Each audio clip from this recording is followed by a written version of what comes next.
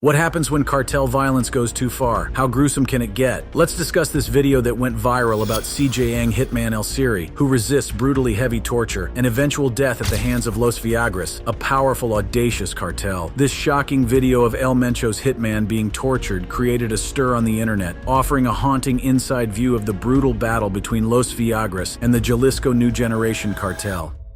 Chilling footage, the torture of CJang hitman. The terrified face of a young man is shown in the viral video, identified as an assassin from Mexico's Jalisco New Generation cartel, CJang. He wears fear across his face as he scans the room. He is on his knees with his hands cuffed behind him as a member of Los Viagras, a rival cartel famed for its audacious savagery circle. The blood-chilling and dreadful reality of the cartel wars in Mexico is seen in this cold footage, which is now viral, leaving you speechless and giving even more horrors as we speak. Knowing his destiny, the hitman is compelled to confess and turn on the cartel. His voice has an audible tremor, and each word sounds like a laborious endeavor tumbling from his mouth. The questioners make no bones about the fact that they will stop at nothing to get what they want, routinely employing torture and degradation methods. Branding him a traitor and a coward, they mock and taunt him for some time before he begins to tell them of the internal structures of CJang. He was cut with knives during the interrogation, demonstrating the brutality of the process and guaranteeing his physical and mental suffering. Originally shared on the dark web before being reposted to some social media sites, this video highlights just how far these cartels will go as they look to maintain control over areas and always be feared. As he is interrogated further, the tension builds. The hitman does his best to hold on to some kind of dignity despite prior fear, but he is outnumbered and cowers helplessly before the rage of his captors. The interrogators delight in their sadistic role, ensuring the hitman is tortured as cruelly and slowly as they can. Every humiliation is a word intent on breaking his spirit outright. It is horrifying enough, but it gets even worse with the realization that this event did not happen in a vacuum. It's a brutal but fairly typical form of interrogation and assassination, utilized by the cartels from which they are attempting to make it very clear: cross us or defy our will. We'll kill you in the most gruesome way possible. The questioning comes to a highly frightening conclusion as the video goes on. The hitman's life is about to end, as determined by the torturers, who have obtained the information they sought. Just like the questioning, the execution procedure is harsh. His internal organs were visible due to the slit in his chest. His cries of anguish reverberate around the room while the hitman remains alive. Not only is he being killed, but a statement is also being made about this heinous crime. In the world of Mexican cartels, this is a horrific reality that resembles gory horror movie. The length of the hitman's agony is evidence of the extent to which these cartels will go in their struggle for power. The video is similar to many others produced by cartels and falls into a broader psychological warfare strategy. The cartels want to not only terrorize their enemies, but they also want the general public and law enforcement to be scared. It is a show of strength, an example to set for any that might consider testing the limits. Such videos are met with horror, outrage, and a sense of helplessness by the public. For many, this fact is cause for terror, yet others have seen similar content so repeatedly that they are simply numb to such brutality. Sharing those videos on social media worsens it, emboldening more hotheads who feel the need to take matters into their own hands, and exponentially increasing the difficulty for authorities in controlling a narrative or halting further bloodshed. It is a cycle of revenge and violence, not contained to any one region, but corner to corner across Mexico, each with its own horror stories.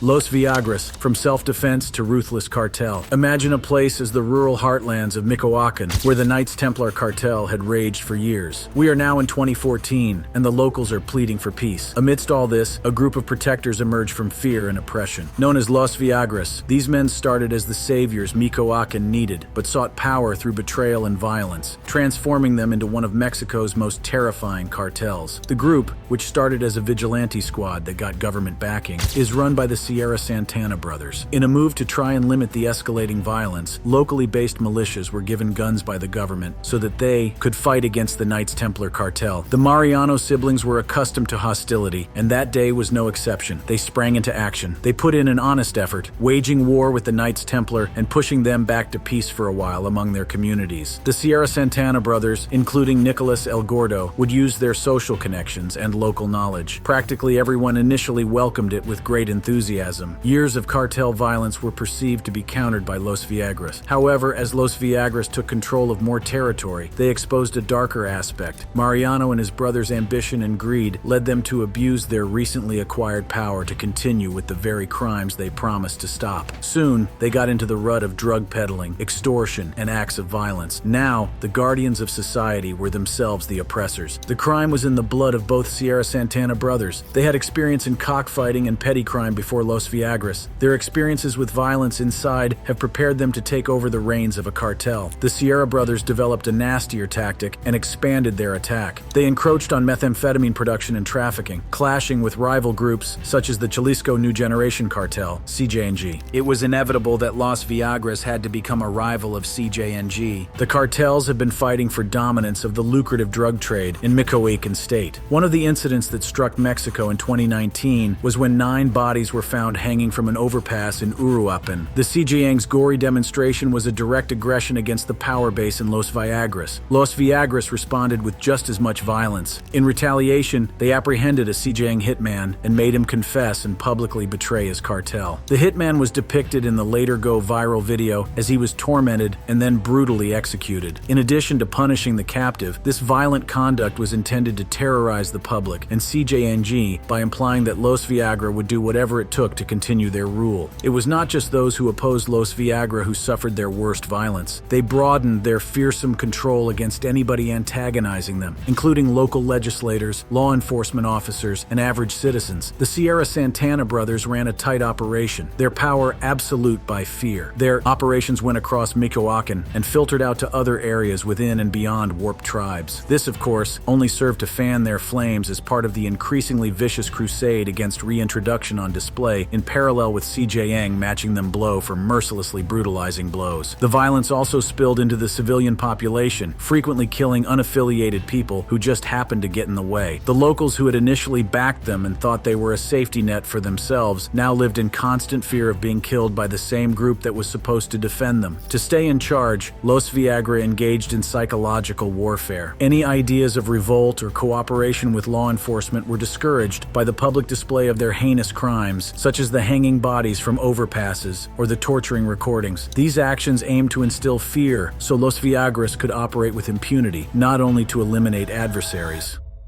CJNG's response and retaliation. Indeed, there was bad blood between CJNG and Los Viagras. Still, they obviously could not allow a gratuitous, torturing death of one of their own to occur without some kind of response. These are more than murders. They are openings in a more significant power play inside the brutal world of Mexican cartels. The subsequent equal or even greater amount of CJNG firepower, under the command of one-time boss Nemesio Oseguera Cervantes, aka El Mencho, is world famous for its blood-curdling viciousness. The CJNG responded to the footage of Los Viagras torturing and executing one of their gunmen, which rocked both cartels. CJNG did not take this lying down and retaliated violently. CJNG released a chilling video of an interrogation conducted on one of Los Viagras' members soon after. The detained extortionist, Luis Alberto Garcia, had to provide the list of businesses where Los Viagras charged piso in Uruapan, Michoacan. This was a matter of intelligence gathering and about making an unmistakable statement that no narrowing individual could dare offend CJNG. CJNG, as reprisal,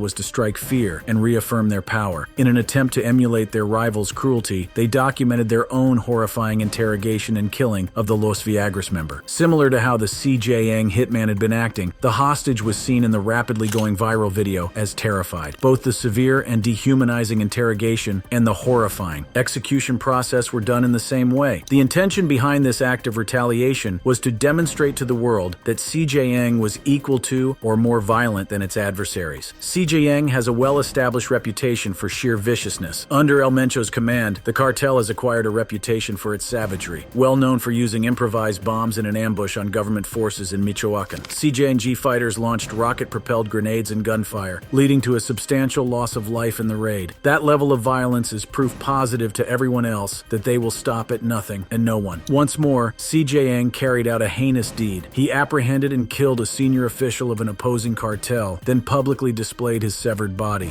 Like the previous ones, this execution's video was extensively shared and used to warn anyone who could disagree with them. These acts are part of a more extensive psychological warfare campaign to intimidate adversaries and the general public. CJang has a well-established record of meeting provocations with overwhelming force. They apprehended a bunch of Los Viagra members and documented their execution in one very graphic incident. The captured individuals were seen in the video excavating their own graves before their execution. Across cartel lines, this act was intended to instill dread and portray a sense of absolute authority, not only to eliminate rivals. The cartel's response is a well-crafted and executed move, often involving combined front attacks. After all, CJang acted as revenge, then sweeping rival cartels affecting other innocent persons and the turf and regional lines. Actions such as these are part of CJang's deliberately excessive and violent response to threats to maintain their influentially feared image. While CJang has a history of carrying out violent retribution, repeated cases are. Included among these incidents was the murder of a top law enforcement officer known to cooperate with a rival cartel. The officer's abduction, torture, and subsequent execution were meant as a warning to law enforcement of the consequences should they resist CJang. The episode thereby showcased CJang as a powerful and brazen entity willing to confront state forces and one with clear objectives. It was defending against the broader government efforts. In yet another well-publicized act of reprisal, CJNG went after the relatives of a rival cartel boss. They abducted and killed multiple family members, recording the graphic details and distributing the video. This strategy accomplished two goals at once. It exposed the extent to which CJang would go to avenge while also severely punishing the competitor leader personally. Mencho, the head of CJNG, has projected a mythic image as an ultra-efficient assassin. He is ruthless. Anyone who he feels laid a hand against him or his cartel will meet their demise, house arrest due to betrayal and treason. There are many stories of one-time loyalists turned foes or enemies who have met gruesome ends after falling out with Mencho. His followers listen to his barked commands, and already willing recipients of the Iron Rule, they are offered no room for mercy from this fearsome guardian if they are on their own side, or terror itself if they are opposed. A senior member was tortured for days before being killed in one incident where he had been suspected of acting as a turncoat to the cartel. This was a dramatically slow punishment, but it had been intended to ensure that no other organization member would ever think of doing anything against his will. The message was clear. Mencho plays for keeps, and the penalty for treason is death. CJang imposes loyalty beyond the cartel. If property owners or local businesses refuse to meet the demands, there will also be physical violence. That fear of retribution is a powerful tool that buys cooperation and silence in CJang-controlled corridors. This further ensures that the cartel is able to maintain itself and its phenomenon of control through fear and violence in the form of retributions for any perceived slight. This is how they settled down to stone-cold killings and took over territories that later on became their whole empire through acknowledging it as the law of CJang. Of course, there will be no doubt mutiny is squashed instantaneously. As grim as it is, with Mencho still at the top of CJang and in control, it is a reminder that they have more than enough firepower and bloodthirsty zeal to remain one of Mexico's most vicious criminal underworlds. The infamous CJang leader Mencho is notorious for the brutal retributions of his adversaries. The fear-laden stories of his savagery conjure a horrifying vision for those who stand against him. It results in him getting a harsh and instant penalty, which should be a rude awakening for everybody else. A second lieutenant, who it appears had betrayed his country, was tortured for a long time before being killed. Not only was the fact that they were consciously intended to maximize their suffering a prominent form of torture, but it also served as a far-reaching deterrent and mechanism for CJNG's total control over them. Torture methods and psychological warfare.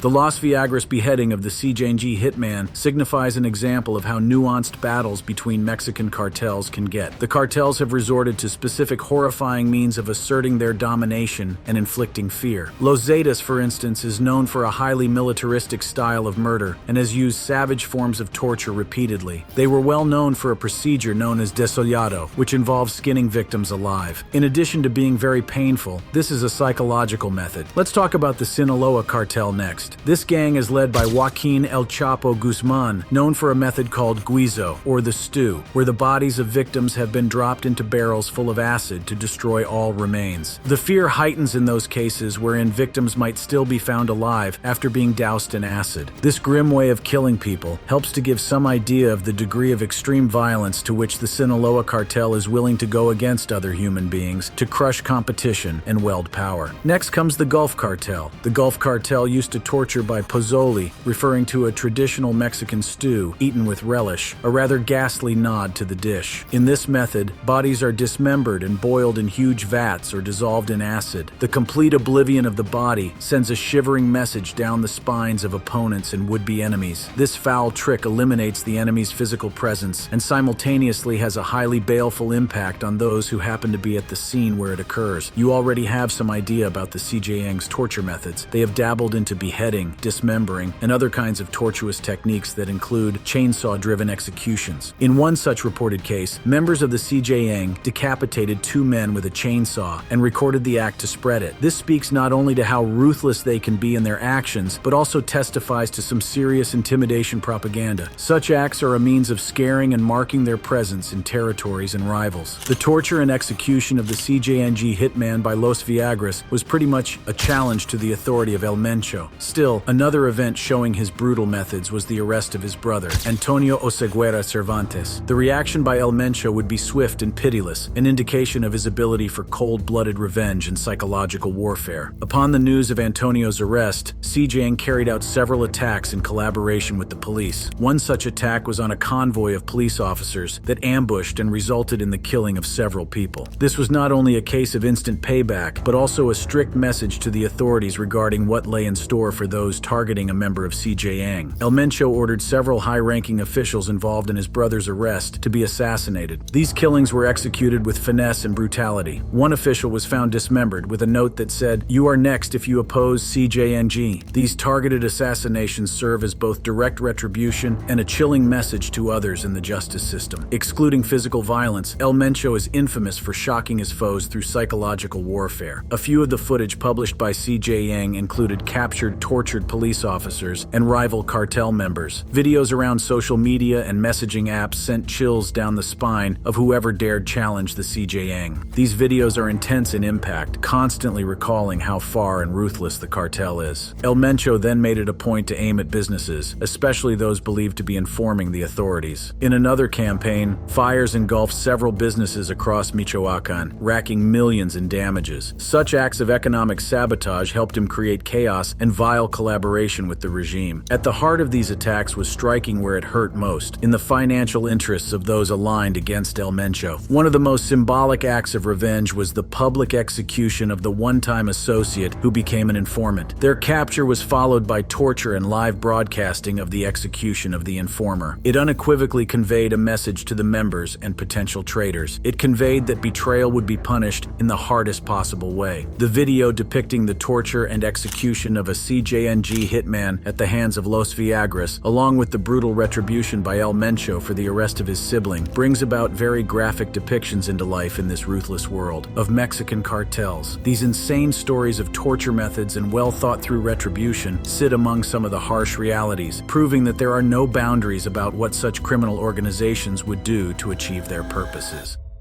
The bigger picture, cartel wars and government corruption. The deeper we dig into the underworld of CJAng and its heinous operations, the more it becomes evident that these are but parts of larger narratives. A tale of far-off corruption and screwy links between the Mexican government and criminal organizations unfolds. This may not be a comical tale of assassins and torture. However, it is instead the story of how larger still guns manage to evade detection only to game their way out. There has been confirmation that Genaro Garcia Luna, ex-federal security minister of Mexico, was involved with the cartels he must have mustered the fight against. Garcia Luna was the head of the Ministry of Public Security from 2006 to 2012 and was in charge of the fight against organized crime. However, in a plot that might be taken directly from a thriller, Garcia Luna was detained in the U.S. in 2019 over allegations of taking millions of dollars in bribes from the Sinaloa cartel. According to reports, the bribes had purchased acts of impunity, moving tons of cocaine into the United States, and none of the officers to harass them. The Garcia Luna case explains the huge corruption problem the Mexican government has. It was not an independent, isolated act of betrayal, but one piece in the mosaic of broad collaboration of officials with cartels. High-ranking officials' corruption does not have some consequences but far-reaching effects in perpetuating a system characterized by violence and lawlessness, for it inhibits counteractive efforts taken to curb the cartels. The complicity of the U.S. agents in cartel operations underlines once more the international scope of this threat. threat. Take the example of Ivan Reyes Arzate, a former commander in Mexico's federal police. Instead, Arzate worked as an informant for the Sinaloa cartel within a specific unit, collaborating with U.S. authorities and the DEA rather than performing as he was supposed to, a counter-narco liaison. Arzate's actions were a severe setback to the overall effort by the DEA in Mexico. He was arrested in 2013 and then ultimately sentenced in 2017 to spend the next decade of his life behind bars for those heinous crimes. Sometimes those partners are more foe than friend, as this case proves, because you never really know just how far into various levels of government and law enforcement on both sides of the Mexican border the cartels sink their talons. Now, to grasp the extent of cartel corruption, we turn to experts like Ed Calderon, a former Mexican law enforcement officer and noted crime analyst. Calderon has spent years studying the cartels and their methods. He explains that inherently, corruption is part of the cartel strategy. Cartels mingle with a combination of bribes and threats to assure the willful cooperation of officials. This has become known as a plata o plomo strategy. Silver or lead, take the bribe or face the bullet. Calderon explains how cartels assiduously gather information about officials and their families and use the intelligence to blackmail them. In most cases, the officer has no choice but to do what he is asked for. Also, such techniques guarantee that, due to the absence of too much interference from law enforcement, cartels can move drugs, launder money, and kill rivals with relative ease. Now, about the money, all those vast sums of cash, products of cartel activities, are unusable as they are, and hence in dire need of laundering. The cartels have grown incredibly sophisticated in their ways. First and most straightforward, there are the banks. Cartels often use bank officials on their payroll to move vast sums through bank transfers and deposits. They accomplish this through layering, transferring money through numerous accounts in various countries to disguise its origin. Among the prime examples of this is the involvement of HSBC, one of the world's largest banks. It has come to light that HSBC allowed the laundering of billions of dollars for the Sinaloa cartel during a scandal that rocked the financial world. 2012 saw the bank being fined $1.9 billion